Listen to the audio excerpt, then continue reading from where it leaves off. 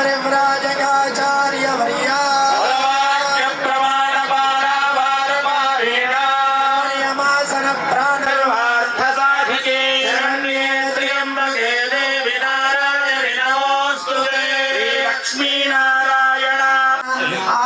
कर्म करिष्ये आचार्यादिरुद्रिङ्मुखेन करिष्ये तत्र समाश्रितः तत्र स्थितो ब्रह्मा मध्ये मातृगणम् अनुस्वारः परतरः तुलसितं धारेण रुद्धम् एतत्तवमनुस्वरूपम् जकारः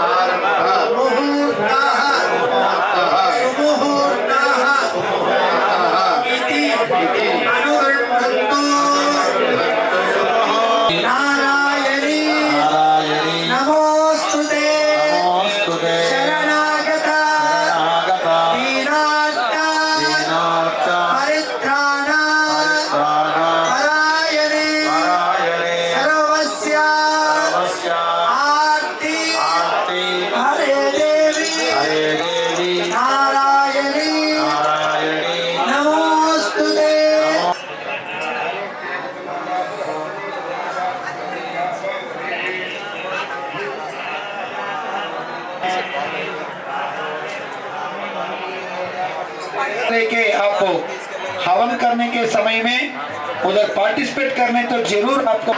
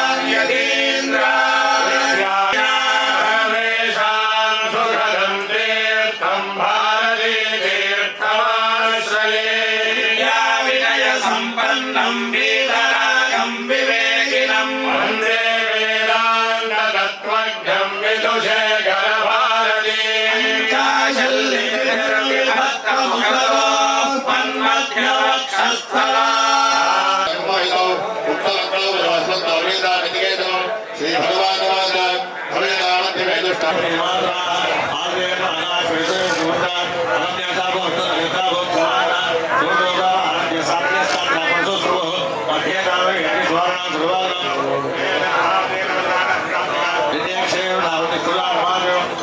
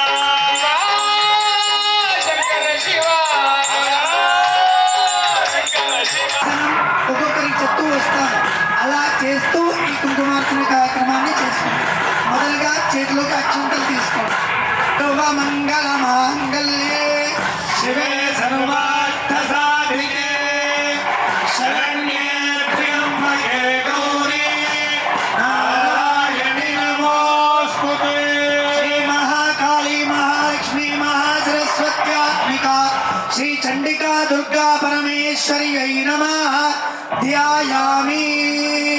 श्री महाकाली महालक्ष्मी महासरस्वत्यात्मिका श्री चंडिका दुर्गा परमेश्वर्यै नमः आवाहयामि। महाकाली महालक्ष्मी महासरस्वत्यात्मिका श्री चंडिका दुर्गा परमेश्वर्यै नमः आसनं कल्पयामि। ఇప్పుడు ఒక పువ్వుతో కలశంలో ఉన్న నీళ్లు తీసుకొని అమ్మవారికి కాళ్ళు కడుగుతున్నట్టుగా చేతులు కడుగుతున్నట్టుగా ముఖానికి నీళ్లు ఇస్తున్నట్టుగా భావన చేస్తూ అమ్మవారికి ఉపచారం చేస్తూ ఉండండి. ఆధారందయో ఒకసారి పువ్వు తీసుకొని అమ్మవారికి స్వయంగా నేను అభిషేకం చేస్తున్నాను, నా ముందు అమ్మ కూర్చొని ఉన్నది అని భావన చేస్తూ ప్రోక్షణ చేయండి. శుద్ధోదక స్నానం సమర్పయామి.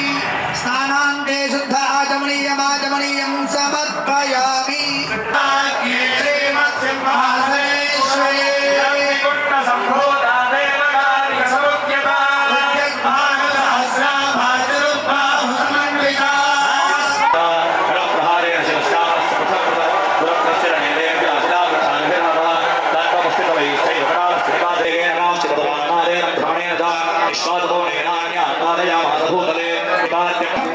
शुभतिथौ शोभने मुहूर्ते आद्य ब्रह्मणः द्वितीये परार्धे श्री श्वेतवराह कल्पे वैवस्वत मन्वन्तरे कलियुगे प्रथमपादे जम्बूद्वीपे भारतवर्षे भरतखंडे दंडकारण्ये गोदावर्याः दक्षिणे तीरे शालिवाहन शकवर्षे बौद्धावतारे रामक्षेत्रे इंद्रप्रस्थनगरे अस्मिन् वर्तमाने व्यावहारिके चांद्रमानेन प्रभवादीना षष्ट्याः संवत्सराणां मध्ये स्वस्ति श्री शोभकृते नाम संवत्सरस्य उत्तरायणे वसंत ऋतौ चैत्रमासे कृष्णपक्षे द्वितीयायां तिथौ अद्यवासरः मंदवासर युक्तायां शुभवार शुभ नक्षत्र शुभयोग शुभकरण एवं गुण विशेषण विशिष्टायां शुभतिथौ చేరి మనకు సద్బుద్ధులు సద్విద్యలు ప్రసాదిస్తూ ఉంటుంది. అంటే మనిషి మనసులో చేరితేనే కదా ఏ పనైనా చేయడానికి అవుతుంది. అలాంటి సరస్వతి రూపిణిగా అమ్మను ఇవాళ మనం ఆరాధించబోతున్నాం. సరస్వతి ప్రత్యక్షంగా వచ్చి కూర్చున్నట్టుగా అమ్మవారు మన ముందు ప్రత్యక్షమై ఉంది. అలాంటి అమ్మను బుద్ధి రూపంలో చేరి యాదేవి సర్వభూతేషు బుద్ధి రూపేణ సంస్థిత అంట. అమ్మ ప్రతి చోట ఉంది. అలానే బుద్ధిలో చేరి మాకు మంచి మంచి ఆలోచనలు ఇచ్చి మంచి మంచి కార్యాలు చేసేట్టుగా ఆ అమ్మ మిమ్మల్ని మనల్ని అందరినీ కూడా ఆశీర్వదించాలి అని మనస్ఫూర్తిగా ప్రార్థన చేసుకుంటున్నాం.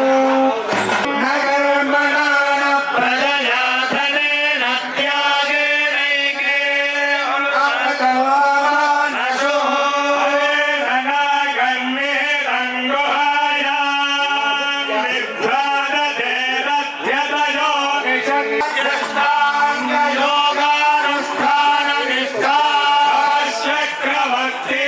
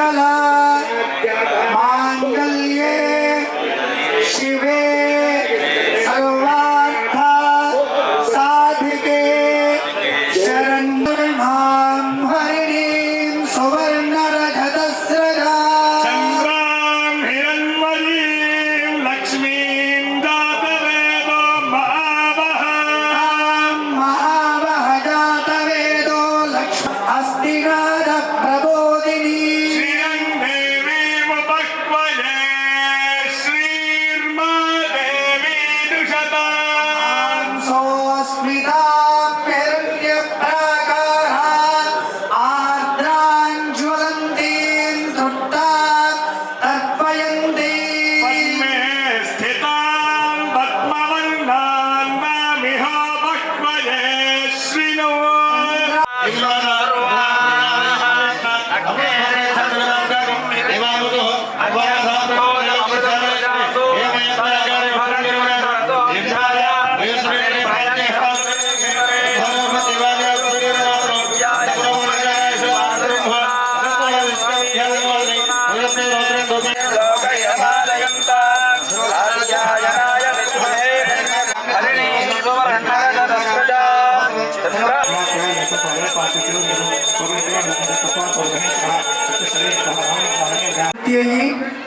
శతచండీ పారాయణములు 100 సప్తశతీ పారాయణములు పూర్తి చేసుకున్న తర్వాత అమ్మవారిని ఎంతో వైభవోపేతంగా నవావరణ అర్చన ఆ పూజాధికాలన్నీ కూడా పూర్తి చేసుకొని ఇప్పుడు అమ్మవారి పాదపద్మముల యందు అభిషేకించినటువంటి తీర్థ ప్రసాదాన్ని మనకందరికి కూడా అందించబోతున్నారు. అమ్మవారి అనుగ్రహం పొందడానికి ఎంతో మంది మహనీయులు భక్తాగ్రేసరులు అందరూ కూడా యాగశాలకి విచ్చేసి అమ్మవారి అనుగ్రహాన్ని మంగళ నీరాజనాన్ని తిలకించి అనుగ్రహాన్ని పొందుతున్న వారెందరూ. దానిలో ముఖ్యంగా ఈరోజు రక్షణ శాఖలో ఉన్నటువంటి ఎంతో మంది మహనీయులు వచ్చి మనందరినీ రక్షించడానికి, అమ్మ వాళ్ళను రక్షిస్తే వాళ్ళు మనల్ని రక్షిస్తే మనం సనాతన ధర్మాన్ని రక్షిస్తాము. ఇదంతా కూడా లింక్ అయి ఉంటుంది. దైత్యానాం దేహనాశాయ భక్తానాం అభయాయ చ ధారయంత్యాయుధానీర్థం దేవానాం చ హితాయ వై అని చండీ సప్తశతిలో చెప్తూ వస్తారు. అమ్మవారు కూడా ఎన్నో ఆయుధాలను పెట్టుకొని ఉంటుంది చేతిలో. వెపన్స్ అన్ని అమ్మవారి చేతిలో ఉంటాయి. అమ్మవారికి ఎందుకు వెపన్? అమ్మవారు చూస్తేనే చాలు కదా. వెపన్ ఎందుకు పెట్టుకుంటుంది అంటే దైత్యానాం దేహనాశాయ అని. దైత్యుడనగా దుర్బుద్ధి కలవాన్ని దైత్యుడు అంటారు. మన పురాణాల్లో కూడా రాక్షసుడు అనగానే ఒక వికృతమైన రూపం చూపిస్తూ ఉంటారు. ఎందుకంటే మనకి తొందరగా అర్థం కావడానికి. రాక్షసత్వం అంటే ఇది, రాక్షస గుణాలు కలిగిన వాళ్ళంటే వీరు అని ఒక దైత్యానామని ఒక పేరు పెట్టారు. దానికి ఒక రూపం చూపిస్తూ ఉంటారు. రూపం వాస్తవానికి కూడా అమ్మవారికి కానీ పరమేశ్వరుడు కానీ రూపం లేదు, నిరాకారుడు అని అంటాం. ఆ స్థాయి రావడానికి ఏంటి? ఒక విగ్రహ రూపంలో అమ్మవారిని కొలుస్తూ ఉంటాం.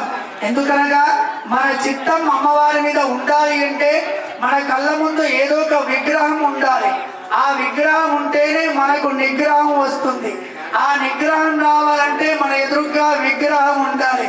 అలాంటి విగ్రహ రూపమైన అమ్మవారు చేతిలో వెపన్స్ అన్ని పెట్టుకొని దైత్యానాం దేహనాశాయ అంటుంది. అంటే దైత్యుడనగా ఈ రాక్షస బుద్ధి కలగా వాళ్ళందరినీ కూడా దైత్యులు అంటారు. వాళ్ళ దేహనాశాయ అని, వాళ్ళకి ఇబ్బంది పెట్టడానికి, వాళ్ళలో ఉన్నటువంటి దుర్గుణాలను తీసేయడానికి అమ్మవారు చేతిలో ఆయుధాలు పెట్టుకుంటుంది. ఆ ఆయుధం ఈ శరీరానికి తగిలితే వచ్చే జన్మలో ఈ దుర్బుద్ధులన్నీ పోయి సద్గుణాలన్నీ వస్తాయి అని అమ్మవారి చేతిలో ఆయుధం పట్టుకుంటుంది. కళ్ళతో చూస్తేనే చాలు అంతా భస్మమయం అయిపోతుంది. కానీ వాడికి ఆ స్పర్శ కలగాలి కదా. ఆ స్పర్శ కలిగిన తర్వాతనే వీడిలో ఉన్న దుర్గుణాలు పోతాయి. దుర్గుణాలు పోయి సద్గుణాలు పెరుగుతాయి. అలా దైత్యానాం దేహనాశాయ భక్తానాం అభయాయ చ అని.